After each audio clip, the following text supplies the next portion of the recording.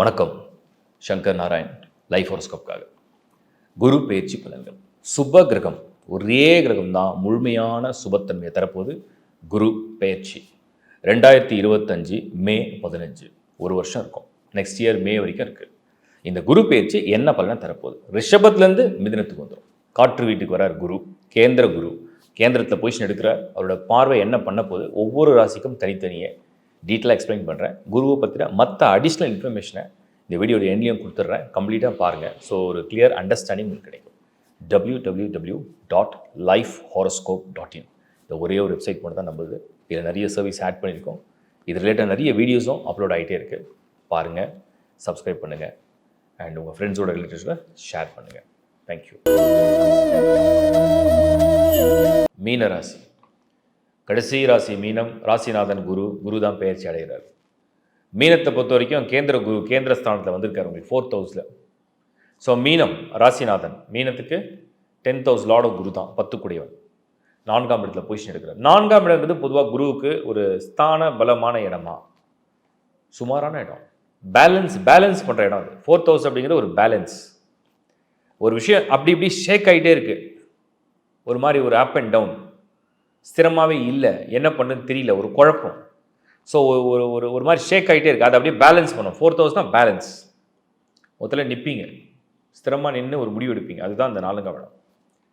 அப்போ ஸ்தான பலம் அப்படிங்கிறது உங்களை ஒரு அமைதியாக்க போது. அதோட பார்வையுடைய அட்வான்டேஜை நீங்கள் எடுத்துக்கலாம். ஏன்னா ஜென்ம சனி உங்களுக்கு, மீனத்துக்கு ஜென்ம சனி. அப்போ அட்வான்டேஜாக நமக்கு எது வரணும்னா குரு தான் வரணும். சனிக்கும் 4th ஹவுஸில் குரு வந்துடும். ஸோ இந்த குருவுடைய பார்வை என்னெல்லாம் ப்ளஸ்ஸாக இருக்கும். ஏன்னா உங்கள் ராசிநாதன் அவர், உங்களுடைய 8ஆம் இடத்தை அவர் பார்ப்பார். குரு உங்களுக்கு ராசிக்கு 4th ஹவுஸில், அங்கேருந்து அவர் உங்களுடைய 8ஆம் இடத்தை பார்ப்பார், துலாம் வீடு. ஸோ மீனத்துக்கு 8ஆம் இடத்தை குரு பார்த்தாருன்னா என்ன நடக்கும்? ஏதோ ஒரு மாதிரி நெருக்கடி, ஏதோ ஒரு மாதிரி விரயம், ஏதோ ஒரு மாதிரி கஷ்டம், ஏதோ ஒரு மாதிரி சுமை. நான் நிறைய பேர் என்னை சுமந்து என்னை சார்ந்து இருக்காங்க. நான் சுமக்க வேண்டியதாக இருக்குது. எல்லாருக்கும் நான் பே பண்ண வேண்டியதாக இருக்குது. எல்லாரையும் காப்பாற்ற வேண்டியதாக இருக்குது. எல்லாருக்கும் கொடுக்க வேண்டியதாக இருக்குது. எவ்வளோ தான் நான் செலவை சமாளிப்பேன்? அதை இந்த குரு பார்வை குறைக்கும், அதை கொஞ்சம் நிவர்த்தி செய்யும். இது ஒரு பெரிய ப்ளஸ். அப்போ 8ஆம் இடம் அப்படிங்கிறது உங்களுடைய, நீங்கள் சோர்வாகிறீங்க, மீனம் முடியலை, எவ்வளோ பேர் தான் நம்ம பார்க்குறது அப்படிங்கிற ஒரு சோர்வாகும் போது இந்த குரு பார்வை என்ன பண்ணால் சப்போர்ட் பண்ணி, அதுதான் பேலன்ஸ். உங்களை ஒரு பேலன்ஸில் கொண்டு வந்துடும். உங்களுக்கு சப்ஸ்டியூட்டாக யாராவது உங்களை ஹெல்ப் பண்ணுற மாதிரி ஒரு பேலன்ஸ் பண்ணும். அடுத்து அந்த குரு பார்வை உங்களுக்கு 10th ஹவுஸில் விழுந்துடும். உங்களுடைய 10ஆம் இடம், உங்களுடைய வேலை, உங்கள் வாய்ப்பு, உங்களுடைய முயற்சி, உங்களுடைய அடையாளம், அந்த இடத்துல ஒரு பார்வை பதிஞ்சதுன்னா அதில் ஏதாவது மாற்றத்தை எதிர்பார்த்து காத்துருக்கீங்க.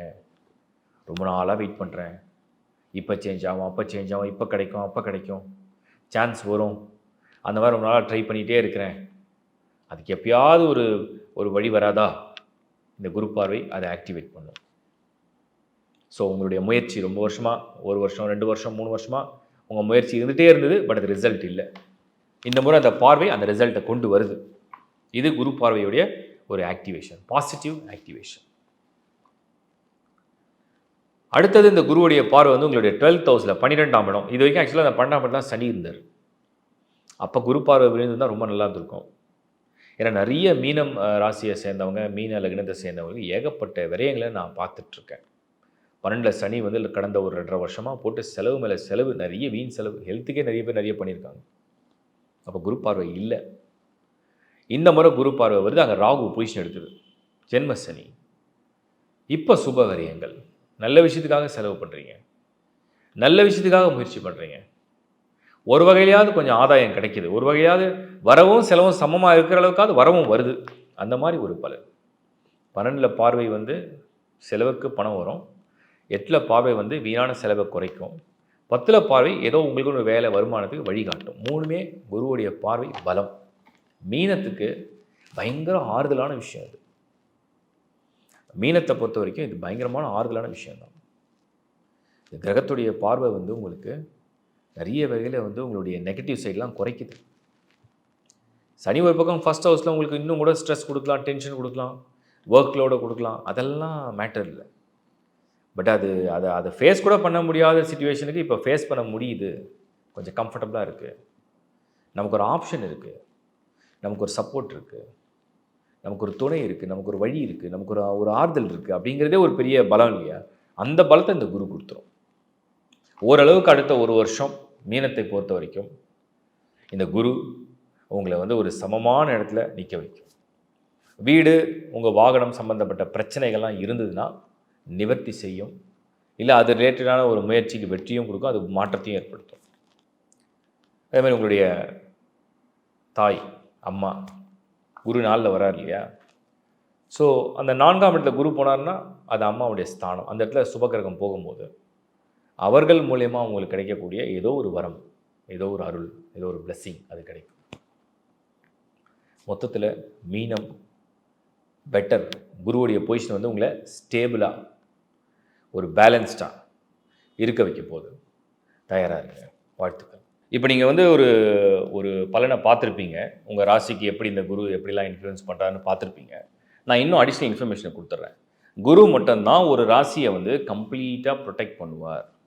ஒரு மனிதனை பாதுகாக்கணும், ஒரு மனிதனுக்கு ஒரு சுப பலன் நடக்கணும், எண்ணங்களே நல்லா இருக்கணும், மைண்டே வந்து பாசிட்டிவாக இருக்கணும், ஒரு ஒரு ஃப்ரெஷ் திங்கிங் இருக்கணும், புதுசாக ஒரு விஷயத்துக்காக யோசிக்கணும், ஒரு அருளோடு ஒன்று செய்யணும், ஒரு பிளெஸ்ஸிங்கோடு ஒன்று பண்ணணும் அப்படிங்கிற எல்லா பலனையும் இந்த குரு தான் தருவார்.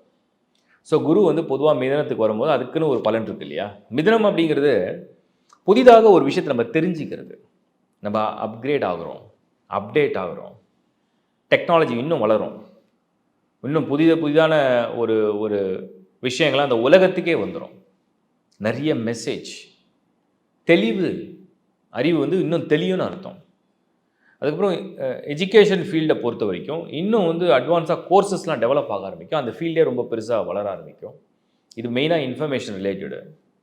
அதே மாதிரி வந்து எல்லாருக்கும் வந்து ஒரு ஒரு விஷயம் வந்து ஷேர் ஆகும், ஸ்ப்ரெட் ஆகும். அந்த மாதிரி தான் அறிவு சார்ந்த எல்லா விஷயங்களும் எல்லாருக்கும் தெரிகிற ஒரு பிளாட்ஃபார்மை க்ரியேட் பண்ணும்.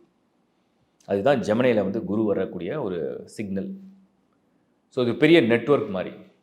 முன்னாடி வந்து மொபைல் ஃபோன் ஒன்று கிடையாது. மொபைல் வந்த பிறகு எல்லாரோடையும் ஈஸியாக டெய்லி அந்த கான்வர்சேஷன் பேச முடிஞ்சுது. அப்புறம் வீடியோ கால் சேட்டிங் பண்ண முடிஞ்சுது. அதே மாதிரி எல்லாருக்கும் எல்லா விஷயத்தையும் ஈஸியாக மொபைல் மூலிமா நம்ம அப்டேட் பண்ணிகிட்டே வந்துட்டோம். இப்போ அதோடைய ரிலேட்டடாக இன்னும் அட்வான்ஸ் ஆகும். அதுதான் குரு வந்து ஜெமினியில் வரக்கூடியது.